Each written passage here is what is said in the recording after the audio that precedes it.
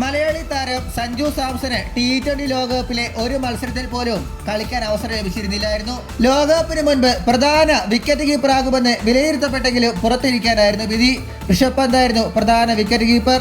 അവസരം ലഭിക്കാത്ത സഞ്ജു ഉൾപ്പെടെയുള്ള താരങ്ങൾ ടീമിന്റെ പ്രധാന ഭാഗമായിരുന്നുവെന്ന് പരിശീലകൻ രാഹുൽ ദ്രാവിഡ് പിന്നീട് വ്യക്തമാക്കിയിരുന്നു. മുംബൈ മറൈൻ ഡ്രൈവിൽ നിന്ന് തുറന്ന ബസ്സിൽ വാങ്കഡെ സ്റ്റേഡിയം വരെ വിക്ടറി പരേഡ് നടത്തിയ ശേഷം വാങ്കഡയിലെത്തിയ 33,000-ഓളം ആരാധകരെ സാക്ഷി നിർത്തിയായിരുന്നു ഇന്ത്യൻ ടീമിന്റെ വിജയാഘോഷം. T20 ലോകകപ്പ് കിരീടവുമായി Indian cricket team Mumbai marine ഡ്രൈവിൽ നിന്ന് വാങ്കഡെ സ്റ്റേഡിയം വരെ നടത്തിയ വിക്ടറി മാർച്ച് കാണാൻ 10,000-ങ്ങളാണ് നിലയുറപ്പിച്ചത്. കനത്ത മഴയെ പോലും അവഗണിച്ച് 2 മണിക്കൂറോളം വൈകി തുടങ്ങിയ വിക്ടറി മാർച്ചിൽ ജനം തടിച്ചുകൂടിയിരുന്നു. ഒത്തുകൂടിയവരെല്ലാം ക്യാപ്റ്റൻ രോഹിത് ശർമ്മ, വിരാട് കോഹ്ലി, ജസ്പ്രീത് ബുംറ, ഹർദിക് പാണ്ഡ്യ, സൂര്യകുമാർ യാദവ് തുടങ്ങിയവരുടെ എല്ലാം പേരെടുത്ത് പറഞ്ഞ് ആർപ്പ് വിളിക്കുന്നു. മുംബൈ നഗരം ചുറ്റിയ തുറന്ന ബസ്സിൽ സഞ്ജുവും ഉണ്ടായിരുന്നു. ഇതിനിടെ സൂര്യയുടെ ഇടപെടൽ ക്രിക്കറ്റ് ലോകത്തെ വലിയ ചർച്ചകൾക്കിടയാക്കി.